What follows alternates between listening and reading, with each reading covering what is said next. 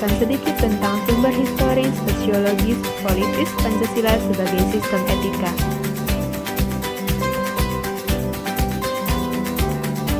Oke, yang pertama ada sumber historis.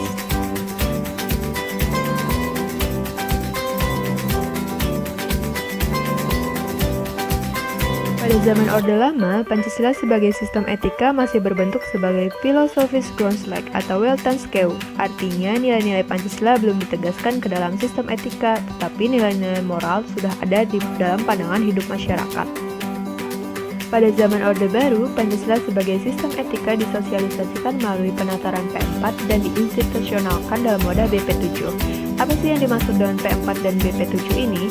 Jadi P4 adalah penataran yang diselenggarakan tahun 1978 sebagai wujud dari Pancasila yang semula ditujukan bagi pegawai negeri. Sedangkan BP7 adalah Badan Pembinaan, Pendidikan, Pelaksanaan, Pedoman, Penghayatan, dan Pengamalan Pancasila. Pada era reformasi, Pancasila sebagai sistem etika tenggelam dalam hiruk-pikuk perebutan kekuasaan yang menjurus kepada pelanggaran etika politik. Salah satu bentuk pelanggaran etika politik sini adalah abuse of power. Selanjutnya ada sumber sosiologis.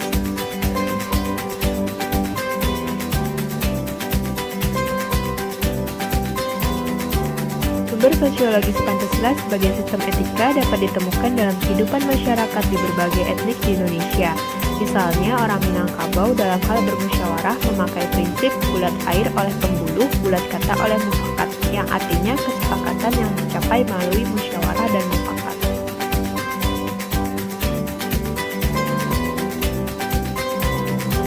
Sumber politis.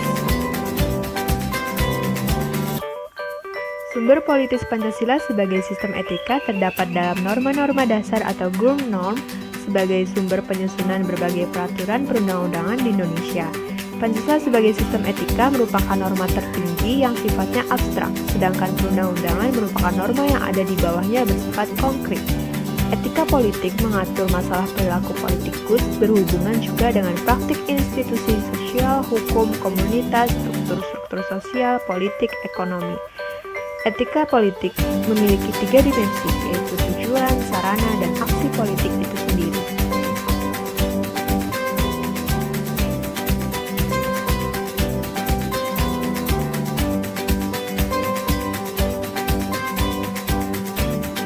Kemudian ada dinamika Pancasila sebagai sistem etika.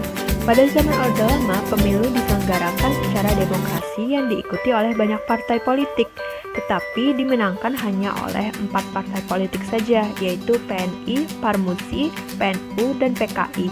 Karena hal tersebut dapat dikatakan bahwa pemerintahan di zaman Orde Lama tidak mengikuti sistem etika karena pemilunya dianggap terlalu liberal dan juga pemerintah Soekarno menganut sistem demokrasi terpimpin yang cenderung otoriter.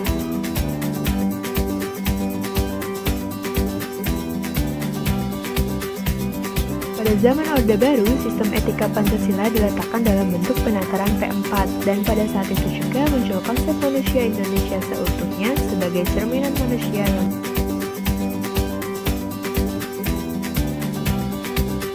sistem etika Pancasila pada era reformasi tenggelam dalam euforia demokrasi. Namun, seiring perjalanan waktu, disadari bahwa demokrasi tanpa dilandasi sistem etika politik akan menjurus pada penyalahgunaan kekuasaan serta masyarakat. Selanjutnya, ada tantangan Pancasila sebagai sistem etika. Yang pertama, ada tantangan terhadap sistem etika Pancasila pada zaman Orde Lama.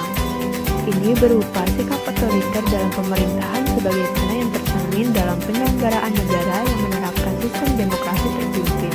Hal tersebut tidak sesuai dengan sistem etika Pancasila yang lebih menonjolkan semangat musyawarah untuk mufakat. Kemudian pada zaman Orde Baru, tantangan Pancasila sebagai sistem etika terkait dengan masalah KKN, yaitu korupsi, kolusi, dan nepotisme yang merugikan penyelenggaraan negara. Hal tersebut tidak sesuai dengan keadilan sosial karena nepotisme, kolusi, dan korupsi hanya menguntungkan segelintir orang atau kelompok tertentu. Dan yang terakhir, tantangan terhadap sistem etika Pancasila pada era reformasi, yakni berupa euforia kebebasan berpolitik sehingga mengabaikan norma-norma moral.